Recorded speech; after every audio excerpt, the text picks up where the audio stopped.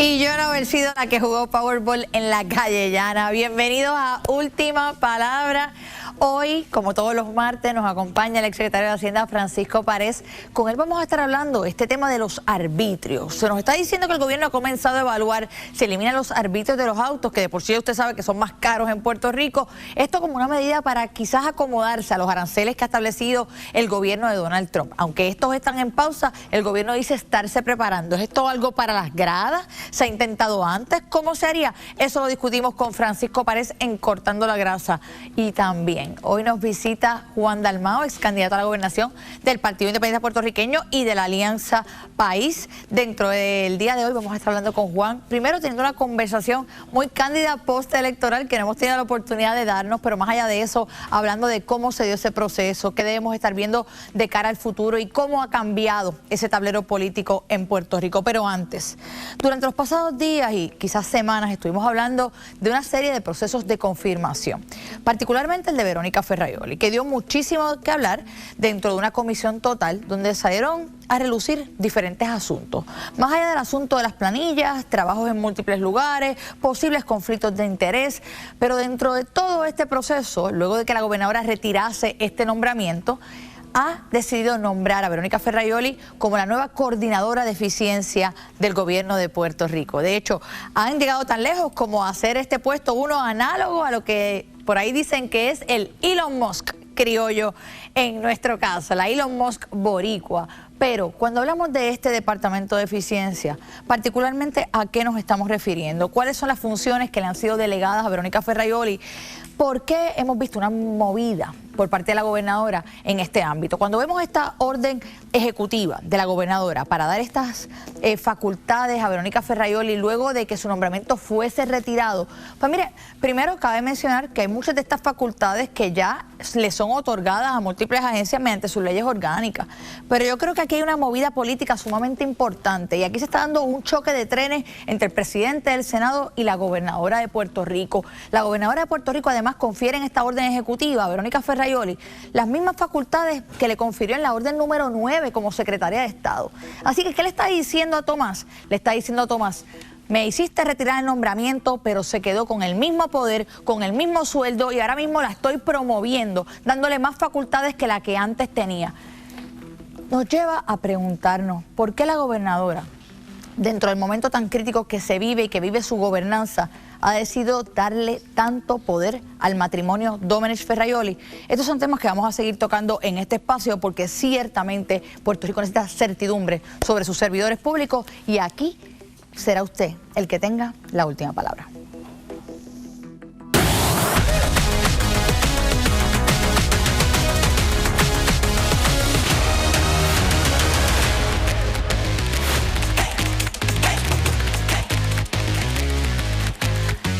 Lo prometido es deuda. Hoy nos acompaña Juan Dalmao, ex candidato a la gobernación del Partido Independiente Puertorriqueño y de la Alianza. Bienvenido, Juan. Alexandra, un placer estar contigo. Te deseo éxito en esta nueva etapa informativa. Y ya habíamos como que retrasado el evento de podernos reunir y dialogar, así que qué bueno que estoy aquí. Ciertamente, hubiese querido que primero tuviéramos la preconversación, sí. Pero la verdad es que no se había dado el espacio. Fue un proceso político atípico, sí. Histórico. Dentro de lo que ocurrió, yo creo que post-elección han habido muchas dudas. Así que quiero ir primero al grano. ¿La alianza fue lo que se esperaba en términos de resultados? Mira, la alianza fue lo que se pudo lograr dentro de unas condiciones antidemocráticas del Código Electoral que se aprobó en el 2020.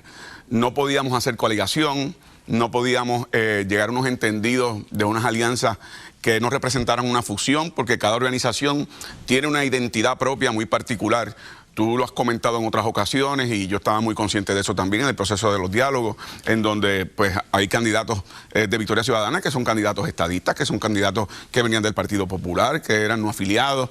En el caso del Partido Independentista, un partido que ya tiene un historial, ¿verdad?, distinto. Pero queríamos llegar a un entendido de consensos donde pudiésemos alcanzar, darle esperanza al país. Y yo creo que la alianza, dentro de esas condiciones difíciles, triunfó.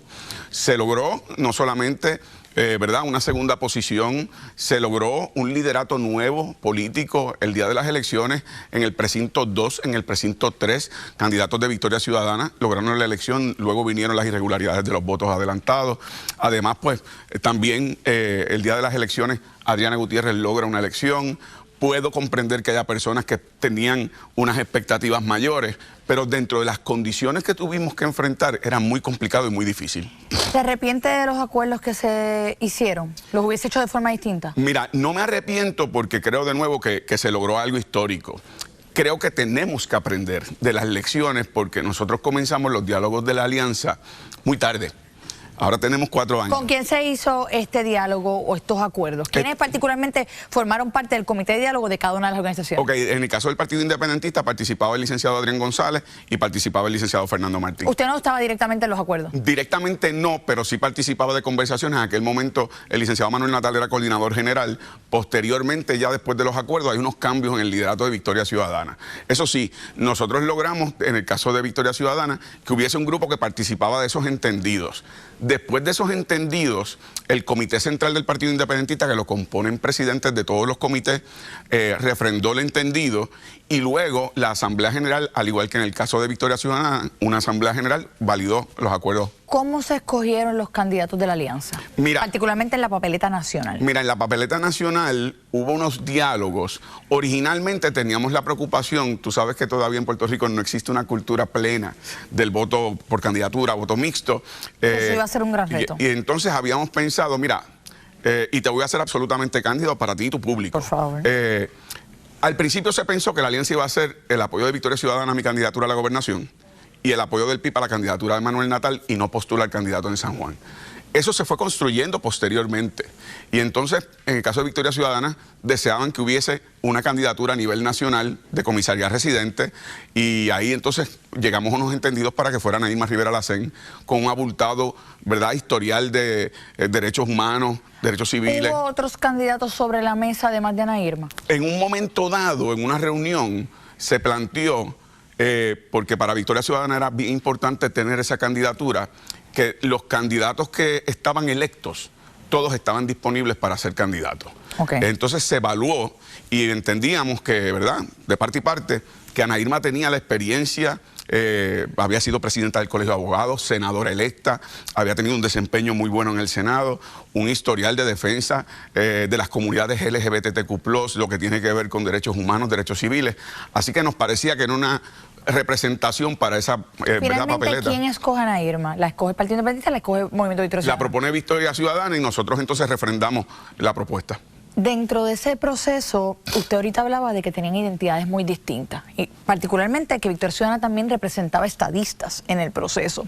Y usted tuvo una candidatura donde usted dijo, mira, primero hay que resolver otros temas antes de entrar en el issue del estatus. Sin embargo, posterior al proceso de elección, usted acude al Congreso con unos resultados, como lo ha hecho el Partido Independentista, históricamente a defender la independencia. De cara a una futura elección, que todavía no hemos entrado en ese tablero político, claro, ¿usted cree o ha pensado cómo volver a ganar el voto de esos estadistas que de alguna forma pueden pensar contra, yo confío en este candidato a la gobernación porque me dijo que vamos a resolver unos issues y ahora se fue otra vez a defender la independencia? Hubo una narrativa en algunos comentaristas de que yo había ido después de las elecciones al Congreso a impulsar la independencia. Yo fui al Congreso a reunirme con Nidia Velázquez, con Alexandria Ocasio, a conocer a unos congresistas, ¿verdad?, sin la agenda de impulsar la independencia. Eran reuniones para agradecer el apoyo que nos habían dado en el proceso de la alianza, eran reuniones también para impulsar el tema de la eliminación de la ley 22 que está dentro de la ley 60, lo que tiene que ver protección ambiental, sí el tema de la descolonización, pero no como una imposición de la independencia, sino cómo se podía abrir un espacio para ese diálogo en los Estados Unidos. Y esas fueron las reuniones que yo estuve, pero se trató de decir que yo fui con los resultados del plebiscito, cuando incluso eran unos resultados que habían unos cuestionamientos en la Comisión Estatal de Elecciones. Así que yo no fui con esa agenda. Y qué bueno que lo aclare, porque yo creo que también había mucha desinformación con respecto a ese tema. Cuando hablamos de lo que ha sido el resultado, ciertamente hubo un resultado histórico en su candidatura a la gobernación, pero en otro lado de la alianza, la verdad es que ¿podríamos hablar de que todavía existe el movimiento Victoria Ciudadana? Yo pienso que sí. Yo pienso que sí están en un esfuerzo de una evaluación interna. Creo que están en un esfuerzo de una reinscripción. Tienen una asamblea en junio. Pero yo creo que la alianza de cara al futuro no puede limitarse al PIB y a Victoria Ciudadana. Pero que ellos hayan quedado sin candidatos a nivel nacional. Luego de unas elecciones en el 2020 donde tenían 4 candidatos a nivel nacional, tuvieron un lugar muy cercano. Ahora, ¿verdad? La alcaldía de San Juan se pierde por más votos. ¿Podríamos hablar de un éxito, por lo menos para Victoria Ciudadana? ¿Funcionó ese acuerdo? Yo pienso que sí, en términos, como te dije, en el caso del precinto 2, el precinto 3, aunque Manuel Natal no tiene, ¿verdad?, una cercanía de votos con Miguel Romero, hay que ver el fenómeno de lo que ocurrió en San Juan. Manuel Natal sí aumentó los votos a su candidatura a cerca de 8,000 votos más de lo que había obtenido en el 2020. Lo que ocurrió es que el Partido Popular, mucho de su sector más conservador, se vació. Recuerda, Rosana López obtiene cerca de un 30%, Terestela obtiene cerca de un 10%. Así que mucho del Partido Popular más conservador se fue con Miguel Romero. Eso no significa que es una derrota para Manuel Natal, significa que hay que aprender de las lecciones para de cara al futuro, de acuerdo a las candidaturas que se puedan consensuar. De nuevo, no solamente en Victoria Ciudadana, en el PIB, sino debemos abrirnos a otros sectores también. Qué bueno que mencionas eso, porque el tablero político cambió. Yo creo que va a requerir unos reconocimientos. Nos vamos a ir a la pausa, pero quiero que se quede pensando si el PIB estará dispuesto a hacer una alianza con el Partido Popular, pero me lo contesta ya mismo. Ivanet, cuéntanos qué tenemos al regreso. Bueno, es real la transformación del PPD. Juan Dalmau nos contesta luego de la pausa. Además, vienen cambios para los arbitrios de autos en Puerto Rico. Lo discutimos en Cortando la Grasa con Francisco Párez al volver.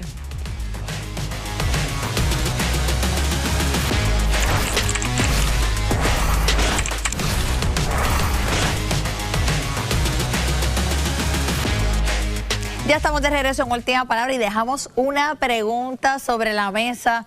Juan, dentro de este reconocimiento de que hay que unir a otras organizaciones, ¿el Partido Popular es una de esas? Mira, el Partido Popular, su liderato actual, ha dicho que no está dispuesto a hacer alianzas con otras organizaciones. Pero si cambiaron de parecer. Sin embargo, yo creo que esas alianzas se pueden construir. Por ejemplo, yo obtuve un voto mayoritario a la gobernación en municipios como Hormiguero, donde está Pedro García, municipios como Cagua. O sea, construirlo a nivel municipal. O sea, que se pueden construir unos entendidos para trabajo previo a las elecciones, no tiene que ver solamente con el tema electoral.